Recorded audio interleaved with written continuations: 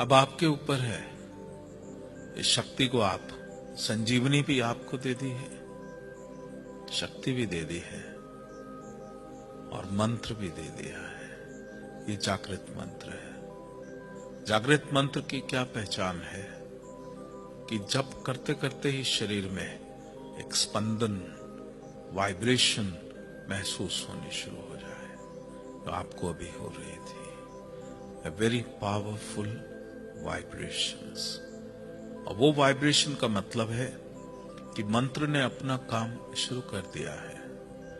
मंत्र ने जो कर्म की परतें हैं उसको डिसॉल्व करना शुरू कर दिया, काटना शुरू कर दिया, भस्म करना शुरू कर दिया, आपको मुक्त करना शुरू कर दिया है। ये संजीवनी शक्ति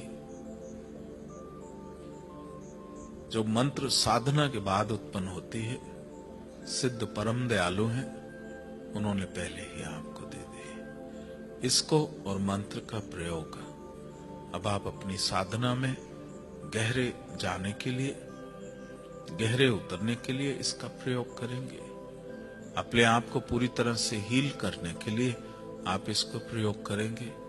कोई और व्यक्ति अगर कष्ट में आता है तो उसको भी हील करने के लिए आप यही संजीवनी और मंत्र का प्रयोग करेंगे। जीवन में कोई भी विषम परिस्थिति आ जाती है, उसको भी हील करने के लिए एनी सर्कमस्टेंस, उसको आप संजीवनी का प्रयोग करेंगे। परिवार में अगर अनबन सी हो जाती है, शांति नहीं है, तो परिवार को शांति प्रदान करने के लिए भी संजीवनी और इस मंत्र का प्रयोग करेंगे।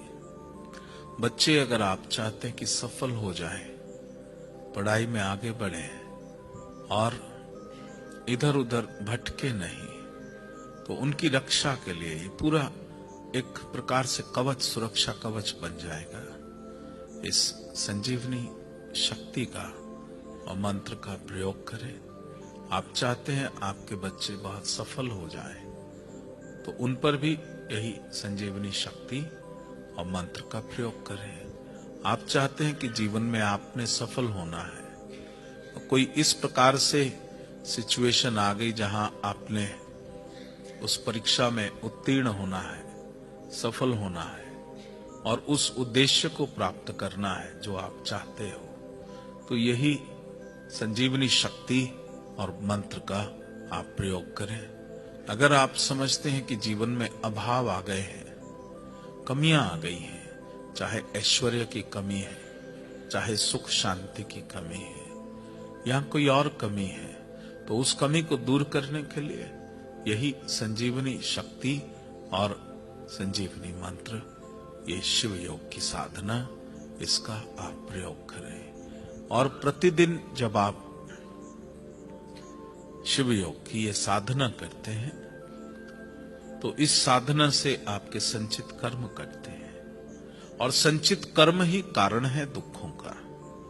जीवन में जितने भी दुख हैं, जितने भी कष्ट हैं, उनका कारण वो संचित कर्म है। जब जागृत होते हैं, प्रारब्ध भोग बनते हैं, दुख कष्ट अनुभूतियां होती हैं। और वो जागृत हो, जीवन में आए, उससे पहले ही इस फसल को काट दो, जला के राख कर दो। उसके लिए जब आप साधना करते हो तो वो कई जन्मों के कर्म जल करके भस्म होते हैं। आपको इस समय बड़ा हल्का लग रहा होगा। इसका कारण ये है कि सबसे भारी चीज इस संसार में है, वजनदार चीज है, वो है कर्म। तो ये कर्म, ये साधना, इस समय जो शक्ति आपको मिली, उससे पता नहीं कितने कर्म जल के भस्म हुए हैं, वजन कम हो गया, आपको लाइट फील हो रहा है। You are feeling light, congratulations, bless you. उन कर्मों से, अनेक कर्म से वो प्रारब्ध भोग बन के आते, उससे पहले ही उन मुसीबतों को आपने जला दिया। नमः शिवाय।